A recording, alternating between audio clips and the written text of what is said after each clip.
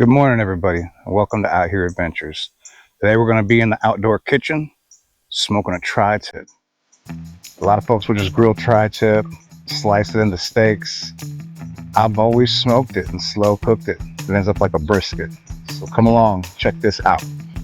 I've already seasoned this tri-tip with some great head country seasoning. This is some of the best barbecue seasoning that I've found for a dry rub. It's a great combination, a little sweet, a little salt, a little tiny bit of spice. And this is one of my favorite things to cook with as well, the hardcore Carnivore black seasoning. It's a great way to put some bark on a piece of meat. It's not only because it's black, it looks like it's bark, right? But no, this is barks up really good. The flavor comes out really well when you smoke it. Slap that meat, make sure we get slap that meat, make sure we get that seasoning in real good. I'll flip it over real quick. Boom. This has been sitting for about 24 hours with the head country on it. And this hardcore Carnivore pairs just perfectly with it. Gives it just more of a, I don't know, like a rustic char flavor. The next task at hand is to get our smoker smoking. I took the old ashes out of here and wiped it down. This is a new to me smoker from my uncle. Pulled it over in the corner of the yard and I'm gonna cook some food on it, y'all. A small bed of coals because that's all I need. It's not about getting a whole lot of heat right away, it's about the smoke. So I've been using this side smoker for quite a while. It's a trick. You gotta figure out how to balance out the heat on the side with the meat inside the smoker. And so usually what I do is start a little fire in the side pit. Ooh, that's sweat. It's only 7:55 a.m. here in Oklahoma and it's already getting me sweating. It don't take much. What was I saying? Yeah, the side smoker, the whole concept is that you're starting a fire, but not directly underneath the meat. It's over to the side. And then that heat moves through the smoker and slowly cooks your meat. I needed to get up to 250 degrees inside that smoker today. So we may be stocking a lot of wood, a little bit more charcoal, just to make sure that the internal temp on the meat becomes 135. That's about where it's going to start falling apart, get that real brisket feeling. And at about an hour and a half, 2 hours, it's going to have enough smoke on the outside to wrap it. And so hopefully about that time it's just done. We're going to wait and find out though. This isn't a pellet grill where we just set the timer and the temp and it does the work for us. We got to really shovel this wood throughout the morning. So I'll take you along. Hopefully by the time my son's out of church at 10:45, we're slicing some beautiful tri-tip up. All right, y'all. Up next, what we got to do is get this meat rub going in. You should go in the thickest part of the meat, right in the middle of it. That way it will measure the temperature on your thickest part of meat. So whenever you pull it, you know everything's done. If the thickest part's done, then the smaller parts are done as well. All right, it's time to put this on the smoker. Go. Right here's where I like to have it, further back on the grill so the smoke will well up right here. Then I got to figure out how to get this probe down. Well, this is awkward. It's like I'm gonna have to remove it and put it back in.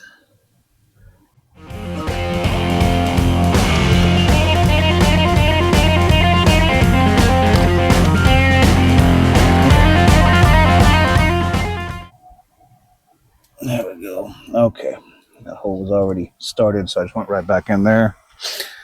We got our probe in. Time to get some wood going on this fire.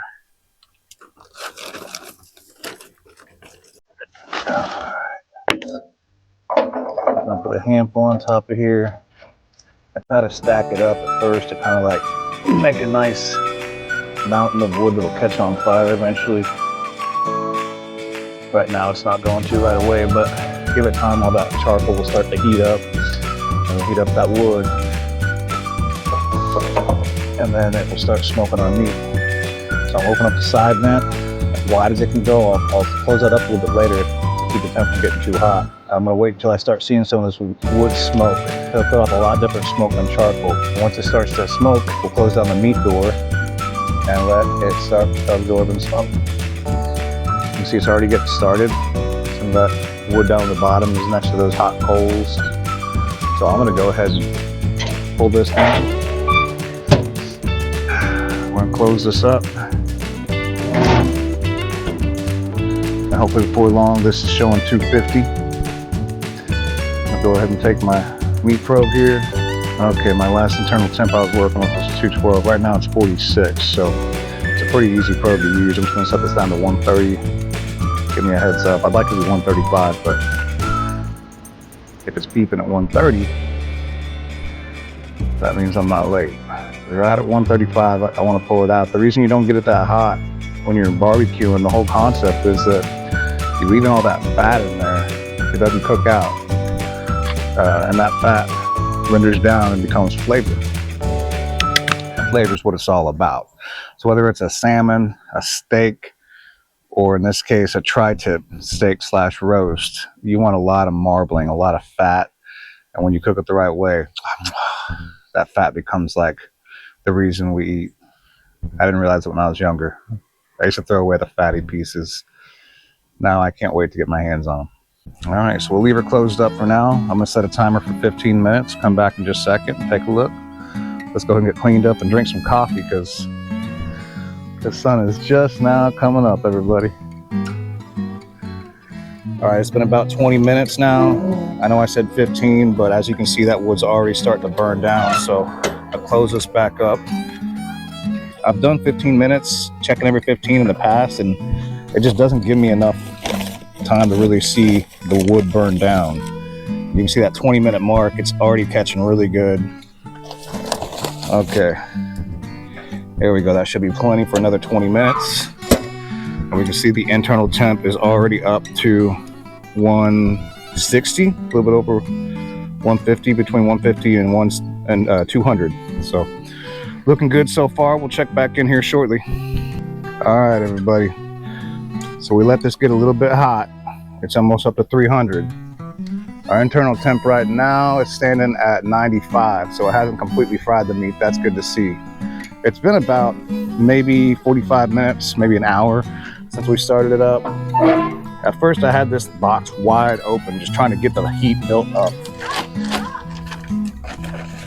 Now what I'm gonna do is throw some more wood on. I'm gonna choke it out just a little bit. I'm gonna close that side vent. You can see it gets kind of hot, so I'm gonna use a piece of wood. I'll close it up real small. And I'm just gonna throw some more wood on here to keep it going for a while. Okay, that should be plenty of wood for now. I'll close this back down. Whew. And you can see that temperature's already dropped down to 250 just from opening that up, letting some of the heat out. And now that we're choking it off a little bit, it shouldn't raise above there. See, a fire needs air. So if you can close off the vents, you can cool it down. Whereas if you open those vents, it'll heat it up.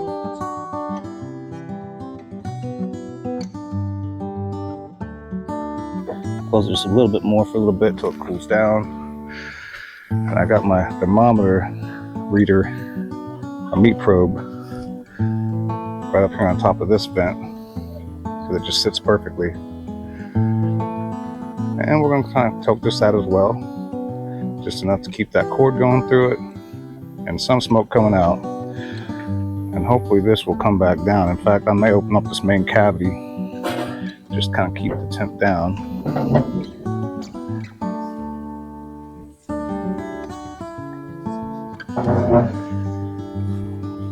All right, and we can see it's dropping it back down to 250. So I'm just gonna sit out here and babysit this for a while.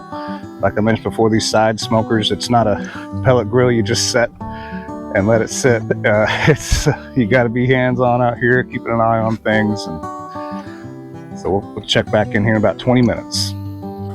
All right, the temps on the grill right now just dropped below 250, just below. And we're kind of getting low on wood, so we're gonna throw another couple handfuls of wood on there, bring that heat back up. Like I said, y'all, these side smokers, it's a balance. You gotta kind of feel out the amount of wood you got in the fire, where the vents are at. Right now it's wide open with a big thing of wood on there, so it's gonna spike that temp real quick. So I'm gonna come over here, grab me a spare piece of wood and choke this out. Kind of just a little bitty slit, kind of. Actually, you know what? It's still got air if I close that all out. And she's completely closed. We're just gonna stoke this fire out because dang, it just shot up to 275 real quick. We can see it's just going right back down there. I'm just gonna close this vent off over here. This top vent actually will create a lot of difference inside of that smoke pit. That top vent is what's pulling the air and the heat through this pit. So if you choke that off and you slow that flow of smoke, that's gonna decrease the heat inside. It's still not quite below 250 where I want it to be. So again, I'm just gonna open this for a little bit. Give us a chance for a meat close up. Yeah, looking beautiful in there. So I can get a nice little bark. And boom, voila, we're back to 250. That's gonna drop a little bit more. And then once it evens out, I'm gonna open those vents, get it back up to 250. And this is how a side smoker works, y'all. It's like I said, it's a balance. You gotta feel it out. It'll go a little bit high, a little bit low, but you can't just let it go.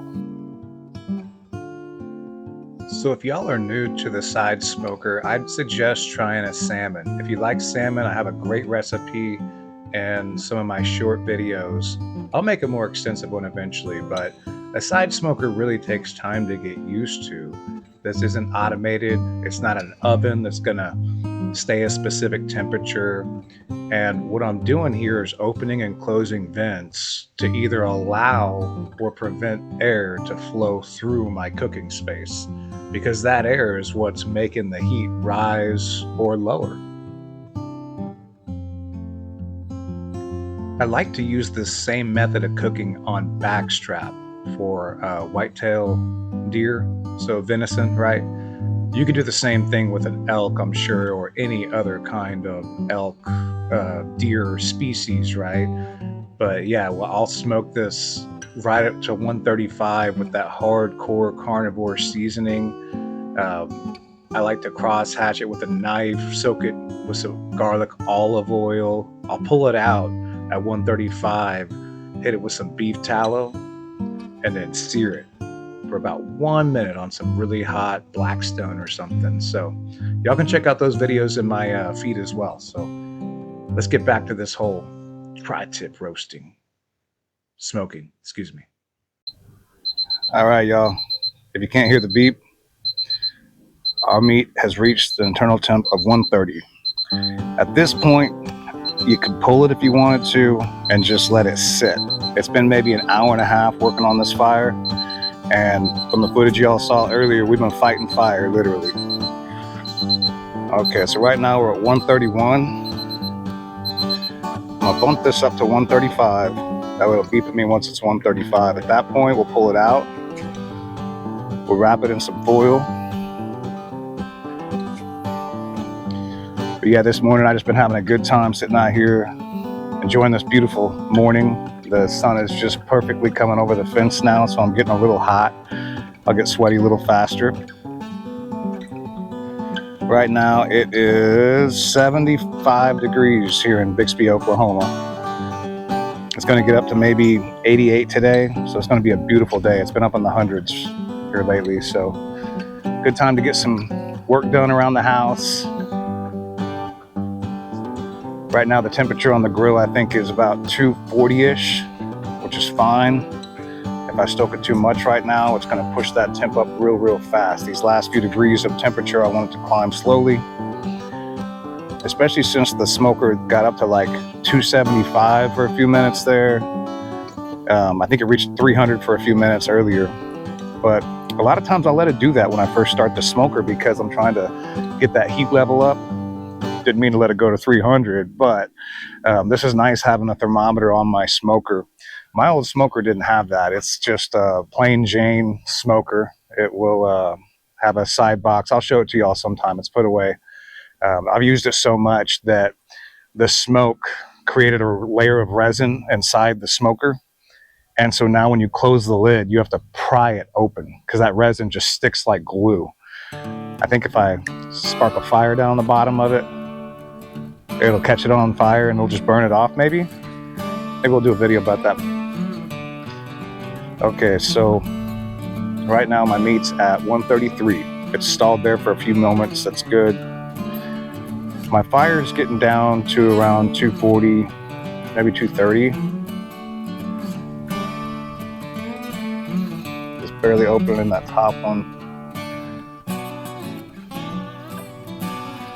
And we'll see if that makes it climb a little bit. Smoking meat is all about patience. One little move like that, opening a vent, will increase the heat inside. Right now the wood level is getting low. I know because my timer's about to go off. Every 20 minutes or so I usually stoke a few pieces of wood on the fire, but this time around what I'm going to do is just kind of open this a little more to get a little bit more heat out of what's in there. Oh, and that's it. We reach 135 internal temp with our tri-tip. Let's go ahead and take a look at this.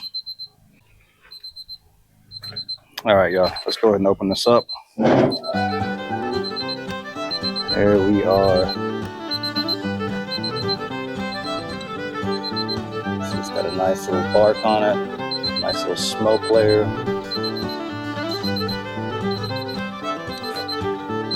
Okay.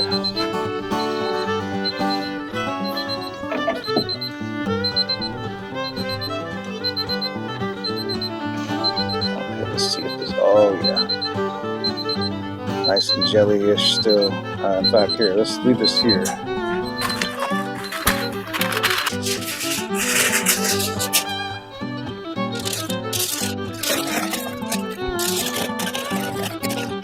Okay, we're gonna try to wrap this without ripping up the foil. So I usually try to wrap the sides first.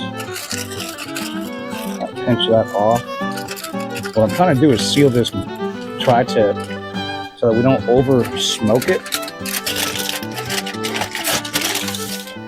Oh, we're going to try something new today that I haven't tried before. We're going to throw some butter on it. This is going to be something I've seen competition barbecuers say they do, so we're just going to try it out. Because once you seal up this tri-tip, it's going to stop its exposure to smoke so it doesn't get over smoked. Yes, that's a thing.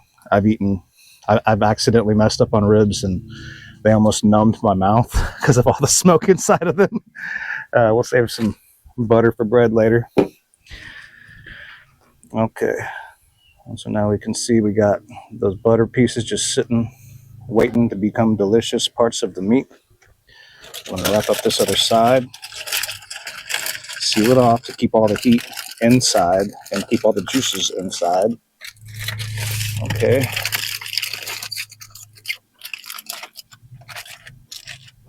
I'll let it just sit in here a little bit longer to rest. I'm not going to add any more wood to the fire, so that internal temp should be slowly coming down. In fact, I think I'm going to move this over here closer to kind of get closer to the heat. And what that'll do is kind of keep it warm and slowly let the temperature down. Let all that fat render down really good. We'll let it sit for maybe 30 minutes. All right, we've been roasting for about 30 minutes in here. You can see there's about 200 degrees temperature in this, so it probably kept on cooking a little bit, which is fine. I was cooking it to a rare standpoint with the temps I was doing earlier. We only brought it up to 135, so this should keep the fat just rendering down. You can see that butter starting to collect down in there, creating more flavor. Okay, I'm gonna go ahead and set this camera down and we'll pull it out.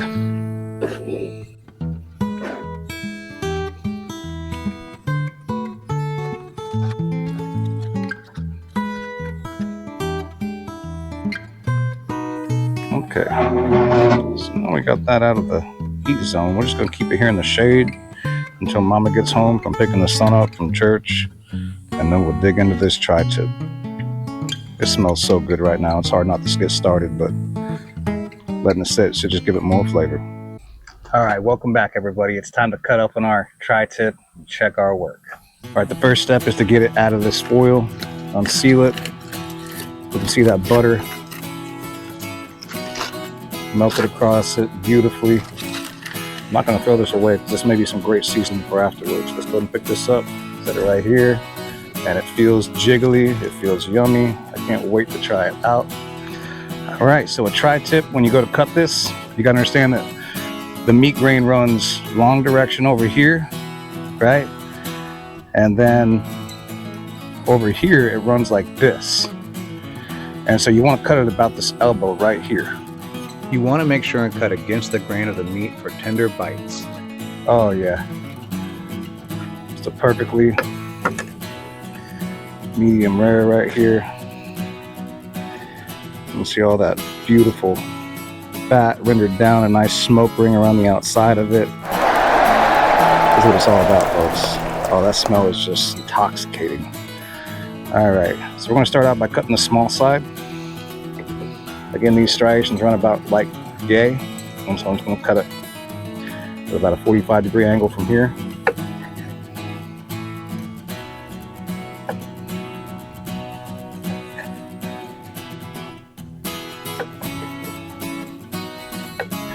Oh, I gotta sneak a piece.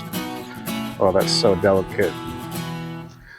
You can see the meat's just like pulling apart here. Oh, it's so tender. Oh my God. Oh my God. Oh my God. I'm gonna do a cowboy happy dance, y'all. Oh my goodness. By the way, I put on the cowboy hat. When it's real hot like this, I'll sweat a lot. And I sweat my ball caps out, but not my cowboy hat. It always hangs in there. Oh my goodness. I hope my wife has something to eat because I might just eat all this.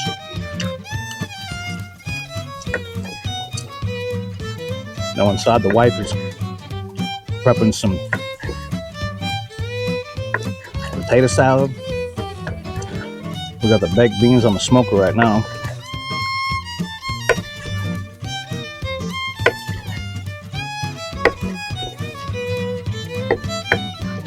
And this is gonna make a good meal for today and leftovers throughout the week. I can make tacos out of this. I got a video about how I do my tacos.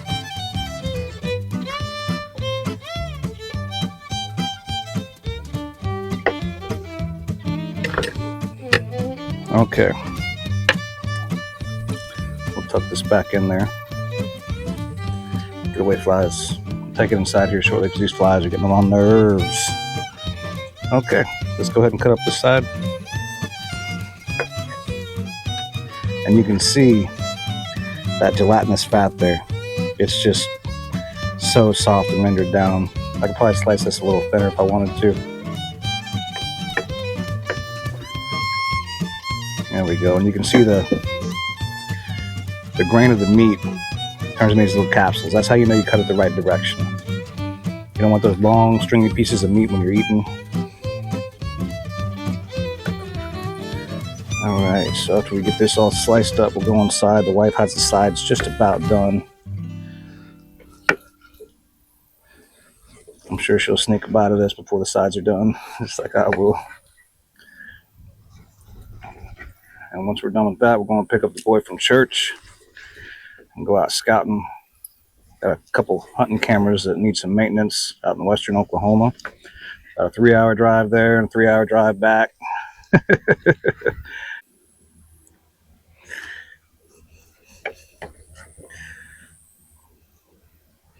I don't know if I got the grain just perfect on this fattier side, but it sure is delicious, no matter how you cut it. And it's right now I'd like to give a big shout out to less than half of 1% of the United States of America that have volunteered to put their lives on the line to protect the livelihood of all of us. This freedom to smoke our meats, hunt, fish, it's all because of veterans, current active service members, and the families that support them. So if that includes you, thank you so much. You're what makes our country great.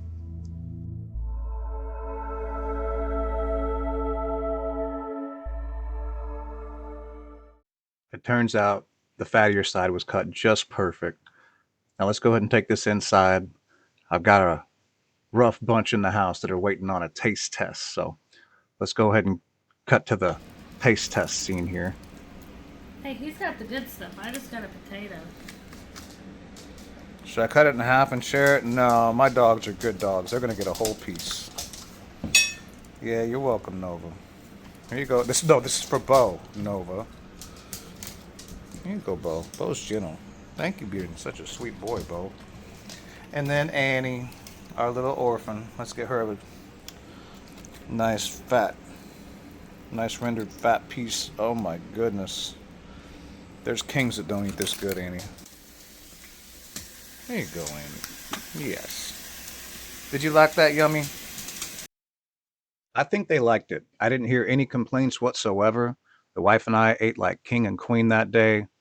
And that's all, folks. Thanks for sticking around. Thanks for enjoying the video. Seth, cue the outro music, sir.